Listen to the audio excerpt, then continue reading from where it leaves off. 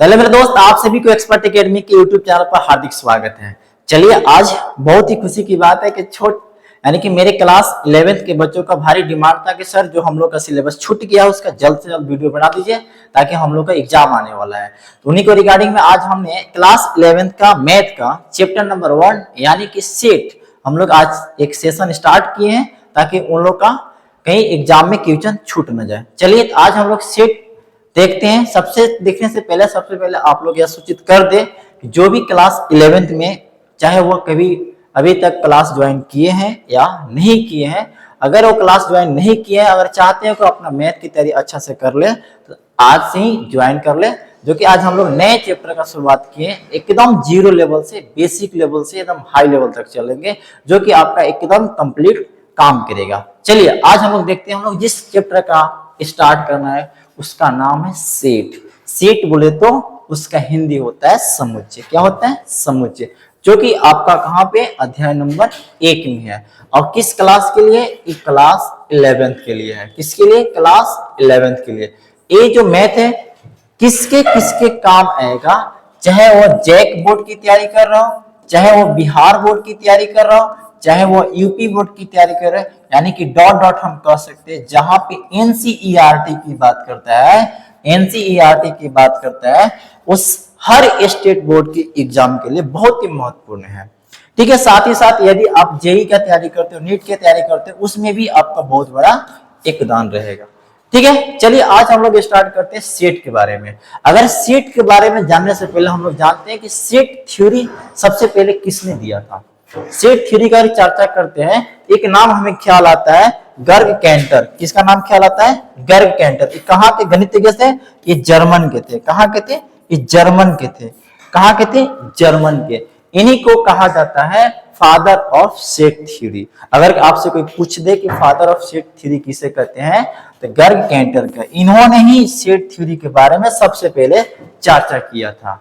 ठीक है। Class 11th थोड़ा सा पढ़ाना है, वैसे भी क्लास 11th सब छोटा छोटा सिलेबस है, कोई ज्यादा लंबा नहीं है। अगर यही सेट की बात करें, अगर सेट थ्योरी की बात करें, अगर आप आगे की ओर बढ़ेंगे एमएससी वगैरह कीजिएगा तो वहां पे डीप में पढ़ना पड़ेगा, बट वहां पे ऐसा कुछ नहीं। हमें तो भाई क्लास 11th है, क्लास 11th के हिसाब से पढ़ना है।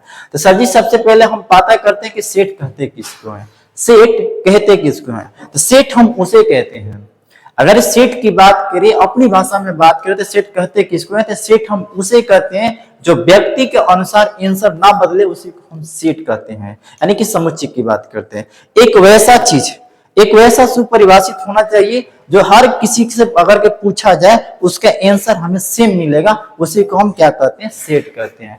यानी कि इसका डिफिनेशन की बात करें तो देखते हैं हम डिफिनेशन की बात करते हैं। सबसे पहले सेट, यानी कि जब हमें पहला टॉपिक की बात करना है, जो मेरा पहला टॉपिक है एनसीईआरटी बुक में, तो समुच्चय और उनका निरूपण की बात करता है। अगर बोला जाए तो सेट एंड थ्योरी का क्या है? रिप्रेजेंटेशन की बात कर रहा है। अगर की बात करते हैं, देखना ध्यान से, अगर सेट की बात करते हैं यानी कि समुच्चय की बात करते हैं, इसका डिफिनेशन लिख चुके हैं। कह रहे हैं कि वस्तु के सुपरिभाषित संग्रह को समुच्चय कहते हैं। वस्तु के सुपरिभाषित संग्रह को हम क्या कहते हैं? समुच्चय कहते हैं। अगर सुपरिभाषित संग्रह के सर बात को नहीं समझ रहा होगा, हम उसका भी मीनिंग लिख दिए कि सुपरिभाषित संग्रह मतलब होता है संग्रह व्यक्ति के अनुसार ना बदले। मतलब कहने का मतलब है कि भाई मेरे हम राम से भी पूछे तो वही आंसर आना चाहिए, श्याम से भी पूछे तो वही आंसर आना चाहिए, अदरवाइज एबीसीडी किसी भी व्यक्ति से हम पूछते हैं तो उसका आंसर सेम आता है, उसी को हम क्या कहते हैं? सेट कहते हैं। कोई दिक्कत? हमें जहां तक उम्मीद है कि इस टॉपिक आप समझ गए होंगे। आपसे ठेठ भाषा में बोल दिया जाए कि सेट कहते किसको है तो भाई मेरे कह देना कि वस्तुओं के सुपरिभाषित संग्रह को हम क्या कहते हैं? समुच्चय कहते हैं। कभी कभी वस्तु की जगह पर अव्यय देगा तो ऐसा बहुत कंफ्यूज हो ना, वस्तु या तो अव्यय बात के बराबर है। अब देखते हैं इसके बाद अगर की बात करते हैं, अगला मेरा टॉपिक क्या। अब देखो इसी का एक उदाहरण की बात करते हैं। सर आप तो बोल दिए, आप एक दो उदाहरण हमें बता दीजिए वैसा होगा कि नहीं। देखते इस उदाहरण में हम ले लिया है कि 10 से कम विषम प्रकृति की संख्या। अगर 10 से कम अगर विषम प्रकृति की संख्या है, जहां से मान लो 2 व्यक्ति से पूछ दिए। अगर हम मान लेते हैं एक राम से पूछते हैं कि भाई मेरे इसके आंसर बताओ, ये कौन है? ये मानते हैं कि राम है। राम से पूछेंगे कि 10 से कम विषम प्राकृतिक संख्या बता, तो पहला नंबर तो उसे पता होना चाहिए कि विषम प्राकृतिक कहते किसको है। ठीक है। जब उसको पता होगा तो आपको भी पता होना चाहिए कि विषम प्राकृतिक हम उसे कहते हैं कि जो 2 से नहीं करता है। 10 से कम की बात कर रहा है, 10 से कम की बात कर रहा है तो क्या इसका आंसर हो जाएगा? तो 10 से कम की बात हो जाएगा तो पहला नंबर 1 होगा, इसके बाद 3 होगा, इसके बाद 5 होगा, इसके बाद 7 होगा, इसके बाद क्या हो जाएगा? 9 हो जाएगा।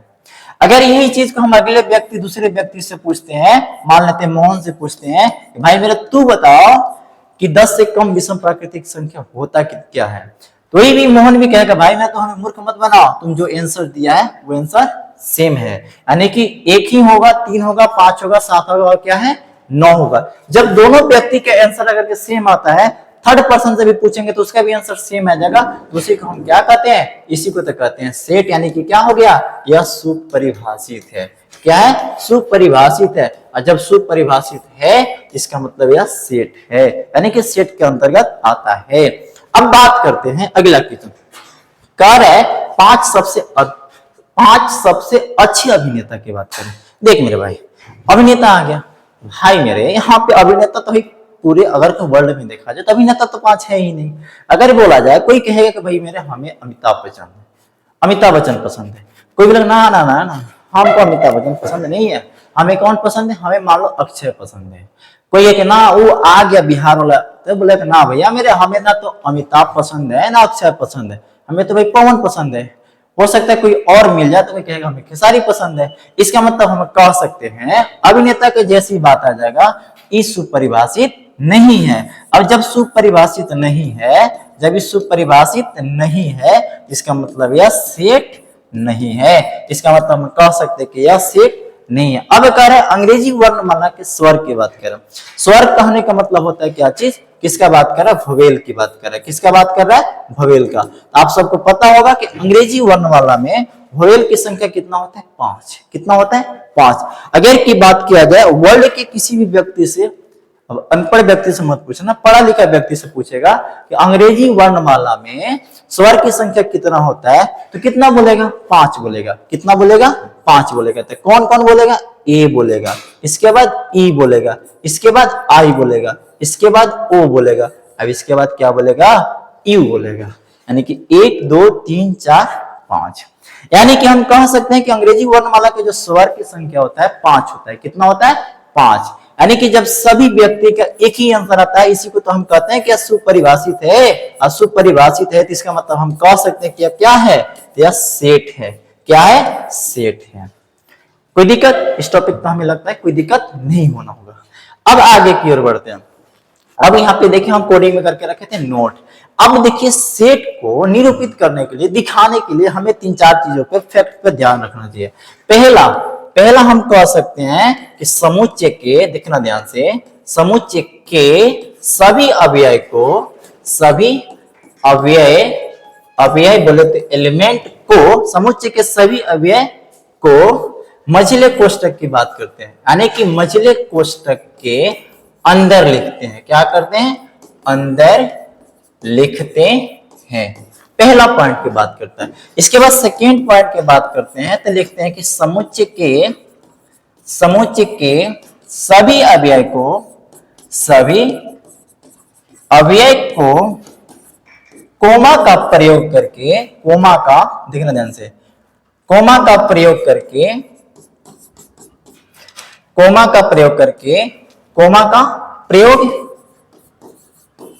करके अलग अलग लिखते हैं।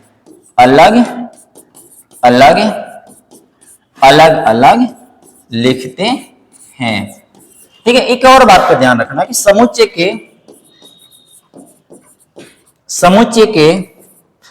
को प्रदर्शित करने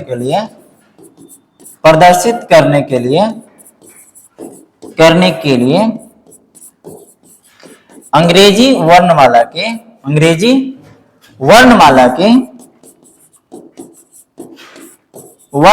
के बड़े अक्षरों का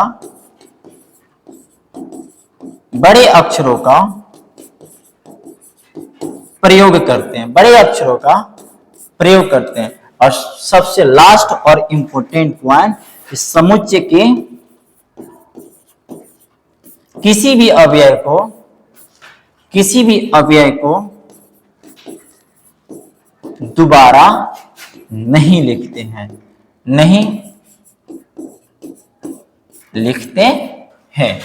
समझ में आ गया? एकदम आराम से, एकदम इस फैक्ट को तुम इंपोर्टेंट समझ के इसे याद कर लेना है, रट्टा मार लेना। पहला क्या चीज कह रहे कि समुच्चय के सभी अवयव को मझले कोष्ठक का प्रयोग करके, मझले कोष्ठक का प्रयोग करके हम लिखते हैं। फॉर एग्जाम्पल जैसे मान लो 5 गो लेटर दे दिया, 1 2 3 4, यानी कि क्या मझले कोष्ठक के अंदर लिखे। एक और बात कह रहे कि समुच्चय के सभी अवयव को कोमा का प्रयोग करके अलग अलग लिखते हैं। क्या देखो तो कोमा का प्रयोग करके अलग अलग लिख दिए।